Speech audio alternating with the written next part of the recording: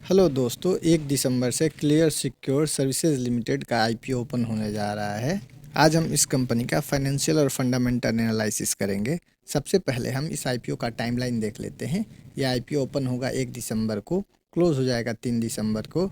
इसके शेयर हमारे demat account में लॉट हो जाएंगे 4 दिसंबर 2025 तक, और यह शेयर लिस्ट करेगी 8 दिसंबर 2025 को शेयर मार्केट में। इसके ग्रे मार्केट प्रीमियम की बात करें तो 28 नवंबर को 7.20% चल रहा है। यदि रुपीस के टर्म में बात करें तो 9.5 रुपये का चल रहा है।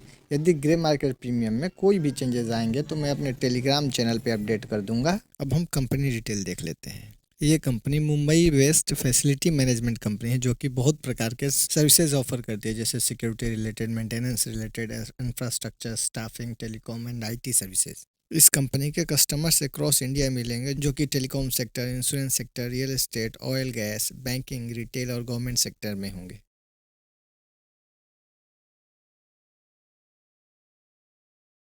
कस्टमर वाइज रेवेन्यू की बात करें तो टॉप 5 कस्टमर से पिछले फाइनेंशियल ईयर में 80.99% का रेवेन्यू जनरेट हुआ है, और टॉप 10 कस्टमर से 89.83% का रेवेन्यू, जो कि पिछले फाइनेंशियल ईयर में 64.15 और 75.04% थे। सर्विसेज वाइज रेवेन्यू की बात करें, मतलब कि ये कंपनी जो जो सर्विसेज प्रोवाइड कराती हैं उसके अनुसार रेवेन्यू इसके पिछले फाइनेंशियल ईयर में इंटीग्रेटेड फैसिलिटी मैनेजमेंट से 51% रेवेन्यू पिछले फाइनेंशियल ईयर में आया है। कैश वैन से 0.38%, टेलीकॉम इंफ्रास्ट्रक्चर सॉल्यूशन से 0.78%, टोटल इंफ्रास्ट्रक्चर सॉल्यूशन से 12.81%, ट्रेडिंग एग्रो फूड से 23.63%, बिजनेस सपोर्ट सर्विसेज से 1.58%, आयरन एंड स्टील प्रोडक्शन से इस कंपनी ने 9.56% रेवेन्यू पिछले फाइनेंशियल ईयर में जनरेट किया है। सेक्टर वाइज रेवेन्यू की बात करें तो बैंकिंग सेक्टर से पिछले फाइनेंशियल ईयर में 38.60%, गवर्नमेंट सेक्टर से 16.67%,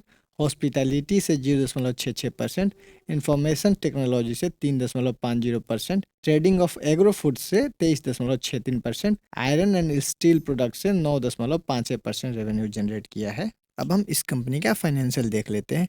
हमारे पास फाइनेंशियल ईयर 2023 से लेकर 2025 तक का डेटा है, और करंट फाइनेंशियल ईयर में 31 अगस्त 2025 तक का डेटा है। एसेट्स की बात करें तो 2023 में जो कि 153.4 करोड़ का था, वो अब भी 31 अगस्त 2025 तक बढ़ के 303 करोड़ हो गया है। टोटल इनकम यानी रेवेन्यू की बात करें 311 करोड़ से बढ़ के 482.74 करोड़ पिछले फाइनेंशियल ईयर में था। प्रॉफिट आफ्टर टैक्स यानी कि पैट की बात करें तो फाइनेंशियल ईयर 2023 में 6.85 करोड़ का था, जो कि पिछले फाइनेंशियल ईयर में 9.92 करोड़ हो गया है। ईबिटा की बात करें तो 14.5 से बढ़ के 22.37 करोड़ हो गया है। नेटवर्थ की बात करें तो 75.35 करोड़ से बढ़ के इस फाइनेंशियल ईयर तक 132.44 करोड़ हो गया है। रिजर्व और सरप्लस की बात करें तो 75.1 करोड़ से बढ़ के 114.88 करोड़ हो गया है। टोटल बोरोइंग की बात करें तो 44.1 करोड़ से बढ़ के 31 अगस्त 2025 तक 131.28 करोड़ हो गया है। इस कंपनी का मार्केट कैप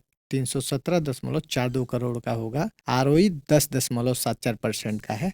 आरओसी 23.46% का है। डेब्ट टू इक्विटी की बात करें तो 1.02 है, मतलब कि ये कंपनी में डेप्थ ज़्यादा हमें नज़र आ रहा है।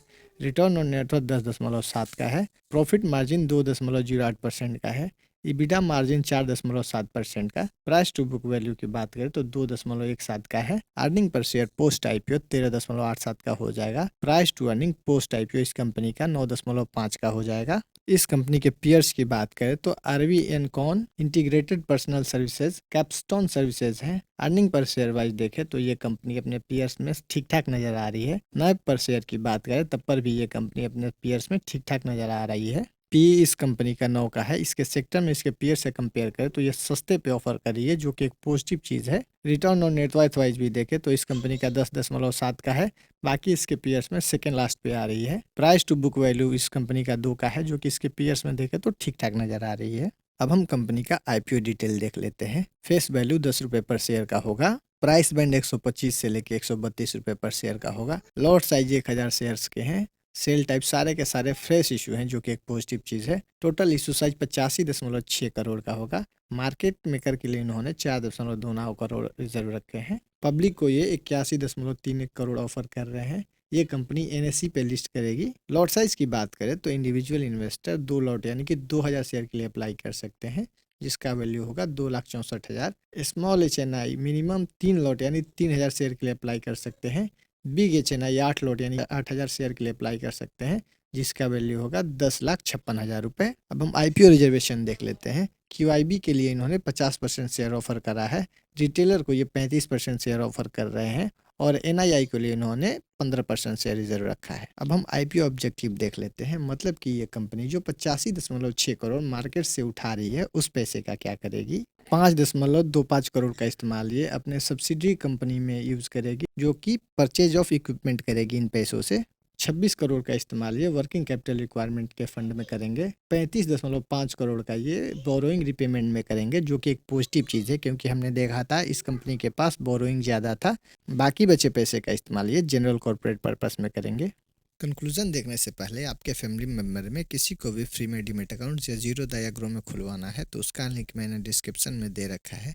इस लिंक का इस्तेमाल करके आप फ्री में डीमेट अकाउंट खुलवा सकते हैं। ग्रे मार्केट प्रीमियम देखें तो इस कंपनी का 7% का है, जो कि ज़्यादा अट्रैक्टिव नज़र नहीं आ रहा है। लिस्टिंग गेन के हिसाब से ग्रे मार्केट प्रीमियम यदि 20 से ज़्यादा होता है तो हम एक पॉजिटिव चीज़ मानते हैं अप्लाई करने के लिए। ROE और ROC की बात करें तो इस कंपनी का ज़्यादा अट्रैक्टिव हमें नज़र नहीं आ रहा है। यदि 25 से ज़्यादा होता तो ठीक ठाक मानते हैं। डेब्ट टू इक्विटी भी इस कंपनी का 1 से ज़्यादा है, जो कि एक निगेटिव चीज़ मान सकते हैं। इस कंपनी को हमने इसके पीयर से कंपेयर करके देखा तो ज़्यादा अट्रैक्टिव वैल्यूएशन नज़र नहीं आया। कुल मिला के ये कंपनी फाइनेंशियली ज़्यादा ओके नज़र मुझे नहीं आई, लेकिन आपको अप्लाई करने का डिसीजन अपना फाइनेंशियल रिस्क और मैनेजमेंट करके करना है।